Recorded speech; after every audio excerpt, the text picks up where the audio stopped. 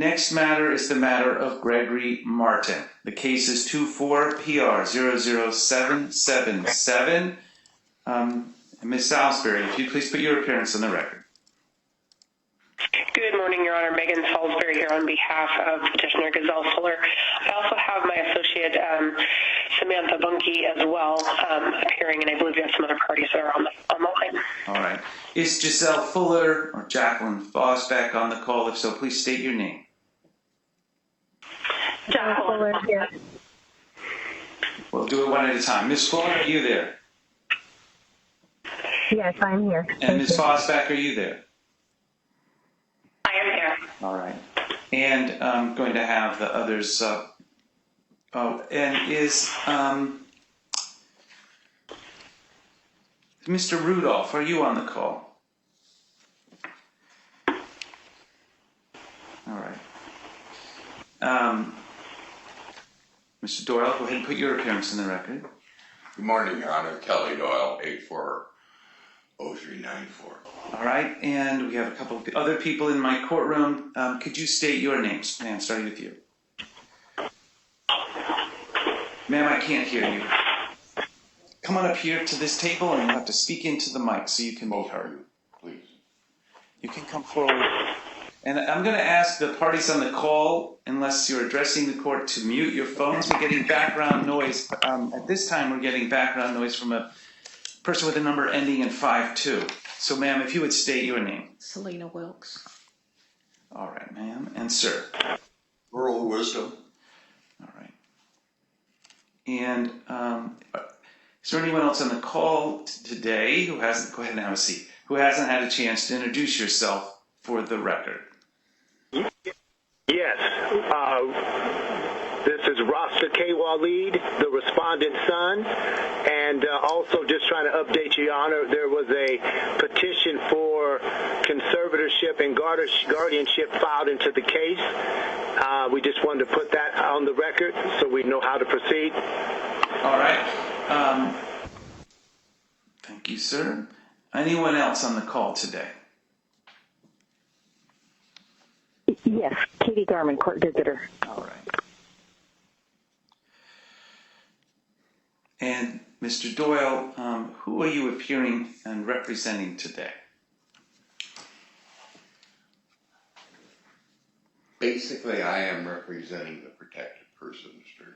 Martin, but I do have the judicial people here in the court they were granted a power of attorney by Mr. Martin. So the question of exactly who I represent is where we are, Your Honor. I see. So the court has a motion to remove you, Mr. Doyle, as the protected person's attorney. Have you had a chance to review that motion? No, I have really not, Your Honor. And why is that, Mr. Doyle? To be honest, I am getting a brand new computer and we haven't got everything set up.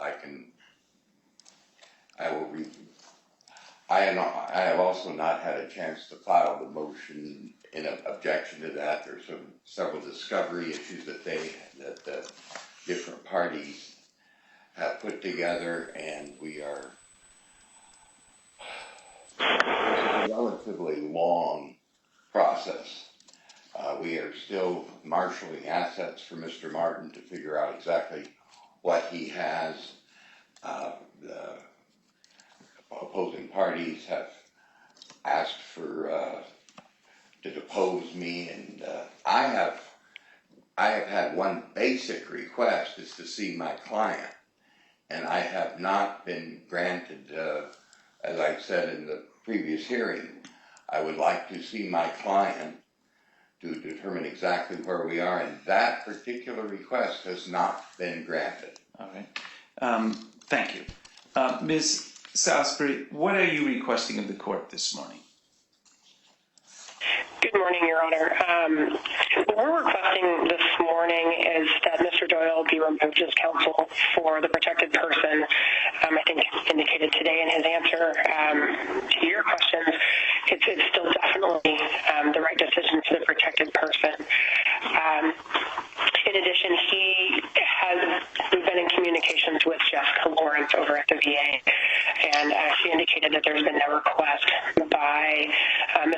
to attempt to see his client. There's been no request, so it certainly hasn't been denied.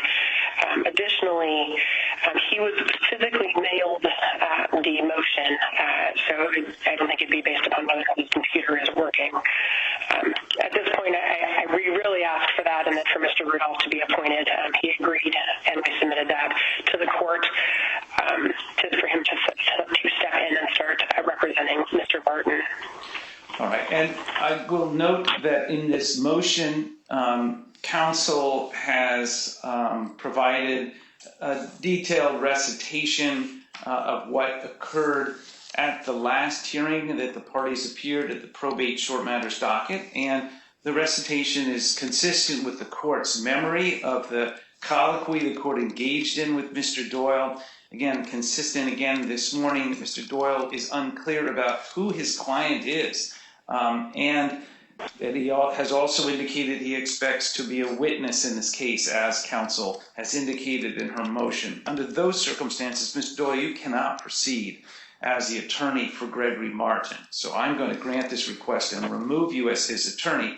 And given the consent that's been filed by Mr. Rudolph, I will appoint him as the attorney for the protected person. Now, with that, Mr. Rudolph is going to need some time to get up to speed, I expect. Ms. Salisbury, are you requesting that the court set this matter over for some period of time to let Mr. Rudolph engage with his client and prepare for the hearing? If it pleases the court, my associate Samantha Bunge has been in communication with Mr. Rudolph directly, so she may be able to answer that question better than I can. All right. Thank you, Your Honor. My understanding was that Mr. Rudolph was going to attempt to attend this morning's hearing so he could give the court his timeline. But yes, he would be greatly appreciated if we could set this matter over with the understanding that the protected person still has the temporary guardianship and conservatorship in place, because we do think that it's necessary to continue that as well. Apologies, I just checked in with him, but I believe he's unavailable this morning to give us his exact timeline. If the court would be willing to grant the extension and the set over timeline, we would be happy to email the court clerk to set up an agreeable time with all parties, as long as all parties provide us with their email addresses. And then that way we're not taking up any more of the court's time than we have already this morning. Well, I'm going to give you a placeholder date just to ensure that that whole process occurs.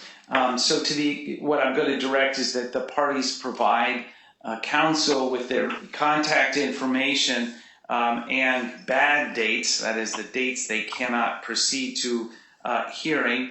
But what I'll give you today is a date, as I call it, a placeholder date, or a date we'll call the case if we haven't heard from you about a specific request for a date in the future.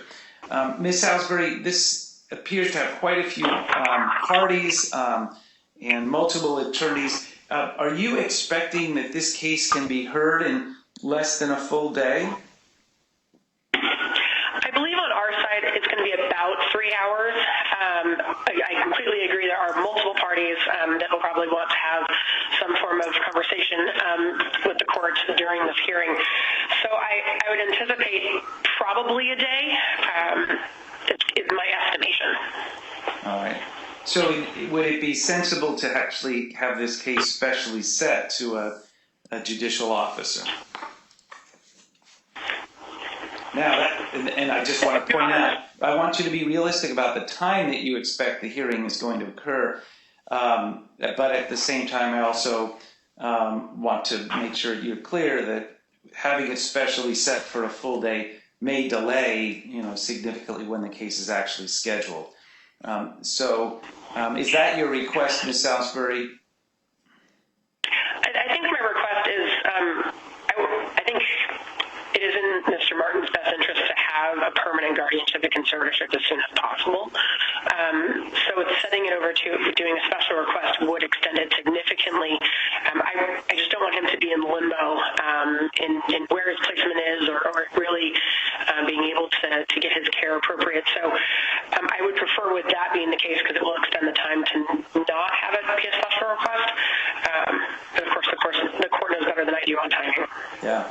So the risk of not being realistic about how much time you need is that I could set this out. We could try 30 days from today, for instance, if the parties were all agreeable, and that if I had, say, 3 hours or 4 hours of judicial time, you can go out, try to get your case finished. If you're not able to, the judge who starts hearing the case, of course, is going to keep the case, and then you're now going to be looking at their docket further out into the future. So it's really, I think, on balance, better to be realistic about the time that you need. It certainly would be helpful to have Mr. Rudolph here, but I'm of a mind to give you an assigned judicial officer today, given the complexity and the time that you're going to need. And I also want to note that if there is a temporary fiduciary orders in place, to the extent you have a date, then you're going to be looking at dates beyond the current temporary order. You'll need to just file a petition, a motion to extend the temporary orders until the date of the hearing on the indefinite. Give me one moment and I'll get you your judicial officer. Hold on. Thank you, Your Honor. All right.